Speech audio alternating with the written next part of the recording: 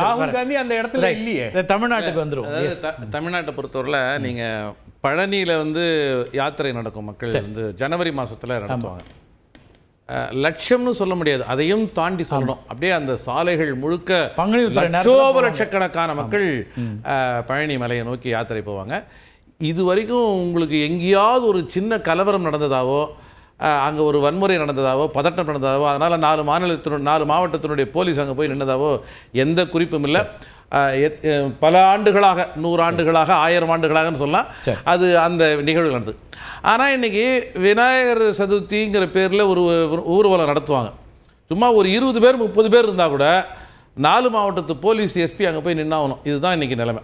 அப்போ இந்த ரெண்டுக்கும் இடையில என்ன வேறுபாடு? மரியாதைக்குரிய அண்ணன் ராமசாமி வையப்பனை பார்த்து நான் கேட்க விரும்புகிறேன்.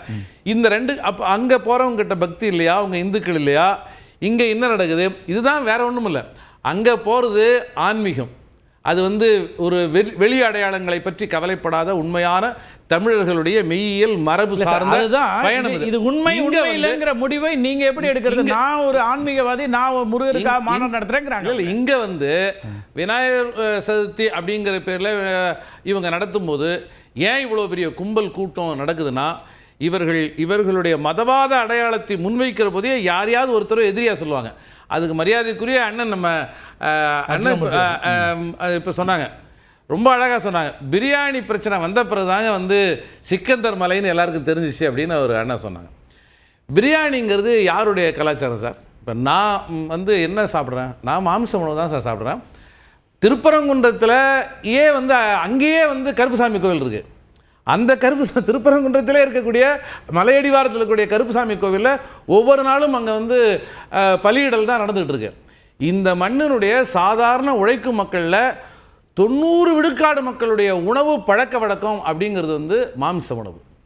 இவங்க வந்து இஸ்லாமியர்களுக்கு எதிராக யுத்தம் நடத்தலை, தமிழர்களுடைய மெய்யியல் மரபுக்கு எதிராக யுத்தம் நடத்துகிறாங்க, தமிழ்நாட்டினுடைய சொந்த குடிகளுக்கு எதிராக யுத்தம் நடத்துகிறாங்க. நாங்கள் இப்போ பிரியாணி சாப்பிட்டா அது அசுத்தம், அவமானகரமானது. நீங்கள் யார் இஸ்லாமியரை பார்த்து சொல்கிறீங்களா, என்ன பார்த்து சொல்கிறீங்களா? இஸ்லாமியரை சாக்கா வச்சுட்டு என்ன பார்த்து சொல்றீங்க? இல்ல என்ன பார்த்து சொல்றீங்க நீங்க? ஓகே, என்ன இவங்க மாமிச உணவுக்கும் வெஜிடேரியனுக்கும் என்னங்க வேறுபாடு? எந்த சயின்ஸ்ல யாரு எதை ப்ரூவ் பண்ணிருக்காங்க? நீங்க ஒவ்வொரு திருக்கோயிலுக்கும் ஒரு ஆகம விதி இருக்கு, அதன்படி செயல்படக்கூடியது. அது அப்படின்னு அவங்க முருகர் கோயில்ல போய் வந்து முருகர் கோயில்ல போய் திருப்பரங்குன்றமோ முருகர் கோயிலுக்குள்ள போய் பிரியாணி சாப்பிட போறாங்க. இவரே சொல்றாருல, இல்ல சிக்கந்தர் மலையில அங்க சிக்கந்தர் பாதுஷாவுடைய அங்க இருக்கக்கூடிய தர்காவில தான் போய் சாப்பிடுறாங்க. அது இப்ப இது வந்து இஸ்லாமியர்களை ஒரு குறியீடாக வைத்துக் கொண்டு ஒட்டுமொத்தமாக இந்த மண்ணினுடைய எல்லா விதமான பூர்வ அடையாளங்களையும் எதிர்க்கிற ஒரு அடிப்படையான கேள்வி முன்வைக்கிறார். எனக்கு எதிராகவும் நீங்க பேசுறீங்க. இல்ல, எனக்கு தான் எதிராக சொல்றீங்க. நீங்க சும்மா இஸ்லாமியர்களை ஒரு ஐடென்டி பாலிட்டிக்ஸா வச்சுக்கிறீங்களே தவிர, நீங்க என்னைக்காவது இப்ப முருகரை பத்தி கவலைப்படுறீங்கல்ல? இங்க இருக்கக்கூடிய எத்தனை அம்மன் கோவில்ல, கிராமப்புற கோவில்கள்ல தீண்டாமை இருக்கு. என்னைக்காவது அதை பத்தி கவலைப்பட்டிருக்கீங்களா? ஒரு குரல் கொடுத்தீங்களா? 30 ஆண்டு காலமா வந்து குறிஞ்சாங்குளத்துல காந்தாரி அம்மனுடைய கோவிலை வந்து ஒரு அந்த சிலையை வச்சு பிரதிஷ்டை பண்ண முடியல. எந்த ஒரு பாஜக உறுப்பினராவது தலைவராவது ஒரே ஒரு நாள் வருத்தப்பட்டிருப்பாங்களா? ஒரே ஒரு நாள் வருத்தப்பட்டிருப்பாங்களா? நாடறிந்த பிரச்சனை இது. மேல்பாதியின் போது ஏன் இவங்க குரல் கொடுக்கல? தலித்துகளுடைய தெருவில் நாங்கள் வந்து விநாயகர் ஊர்வலம் நடத்தும் போதே தாக்குதலுக்கு ஆளாயிருக்கிறோம். பட்டியல் போடவா நானு? என்னைக்காவது இவங்க குரல் கொடுத்துருக்காங்களா? சமூகத்தில் கூடிய சாதிய ஒடுக்குமுறைகளை பற்றி குரல் கொடுத்துருக்காங்களா? இஸ்லாமியர்களுக்கு எதிரான குரல் என்கிற அடிப்படையில் இந்த மண்ணின் பூர்வகுடிகளுக்கு எதிரான ஒரு குரலாகத்தான் பாஜகவினுடைய குரல் இருக்கு.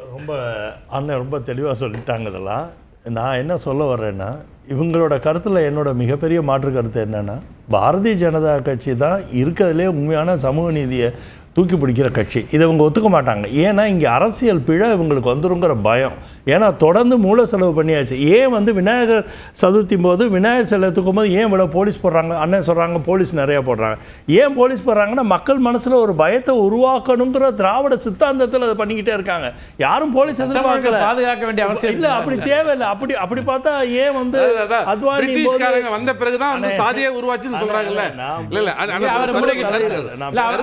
உங்களுக்கு குற்றச்சாட்டு பதில் வாங்கிட்டோம். அதாவது ஒரு தொடர்ந்து மூல செலவு பண்ண ஒரு இடம் ஒரு 60 ஆண்டுகளை என்ன பண்ணிட்டாங்கன்னா திராவிடம்னு ஒன்று பேசி இந்த திராவிடத்தில் வந்து ஆன்மீகத்தை ஒதுக்கி ஜாதியாக பிரித்து தமிழ்நாட்டில் இருக்க ஜாதி பெருங்கொண்ட ஜாதியாக 4 ஜாதியாக பெருசாக பிரித்து வச்சு சொல்லிடுறேன்.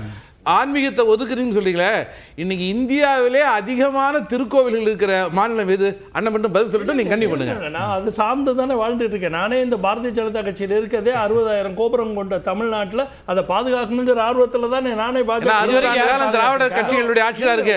எந்த கோபுரத்திலேயாவது எந்த சின்ன சிதைவாவது ஏற்பட்டிருக்கா? இல்லைங்க, ஒரு நிமிஷம் எனக்கு ஒரு வாய்ப்பு கொடுத்துட்டு நான் என்ன சொல்ல வரேன்னா, இவங்க தொடர்ந்து 60 ஆண்டுகளை என்ன பண்ணிட்டாங்கன்னா தொடர் நிகழ்ச்சியா, அதாவது விநாயகரை பார்த்தோன்னே 2 போலீஸை போடுறது. ஏன்னா மக்கள் மனசில் ஒரு பீதியை கிளப்பணும். இந்த பீதியை கிளப்பணும்னா ஒரு வேற்றுமை உணர்வு வரும். ஏதோ வந்து ஆர்எஸ்எஸும் பாரதிய ஜனதா கட்சியும் ஒரே ஹிந்துத்துவாவை கொண்டாந்து திணிக்கிற மாதிரி ஒரு பேச்சு. இப்போ உங்கள் பேச்செல்லாம் எப்படி இருந்ததுன்னா இந்துத்துவாவை திணிக்கிறதுக்கு வந்த ஒரு கட்சி மாதிரி பேசுகிறாங்க. அப்படி கிடையாது. நம்ம கலாச்சாரமே இந்துத்துவா தானே. அந்த கலாச்சார பெருமையை மீட்டெடுக்கணும்னு மோடிஜி அவர்களும் அமித்ஷா அவர்களும் செயல்படுறதுல என்ன தவறு? அந்த பாரதிய கலாச்சாரத்தை மீட்டெடுக்கணுங்கும் போது நீங்க வெஸ்டர்ன் கலாச்சாரத்தை உள்ள திணிச்சு வச்சுக்கிட்டு இஷ்டத்துக்கு உங்க தோதுக்கு இந்த ஒரு அமைப்பை பண்ணதுனால அதுல நீங்க வெற்றியும் கண்டதுனால மக்களை மடைமாற்றம் செஞ்சு வச்சிருக்கீங்க.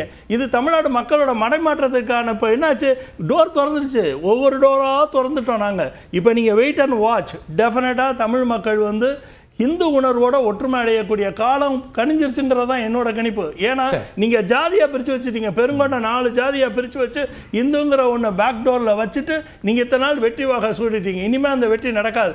நீங்க அந்த முருகனோட ஜூன் 22ஆம் தேதி பாருங்க, அதோட எழுச்சியை பாருங்க, மக்களோட ஒற்றுமையும் அவங்களோட சிந்தனை மாற்றம் எந்த அளவுக்கு சித்தாந்தத்துல சிந்தனை மாற்றம் வந்திருக்குங்கிறத நீங்க கண்டுக்க. இது மிக முக்கியமான விஷயமா போயிருச்சு. 2026 எலெக்ஷன் முழுக்க முழுக்க நீங்க பாருங்க, நம்ம கலாச்சாரத்தை மீட்டெடுக்கக்கூடிய அரசியலா தான் மாற போகுது.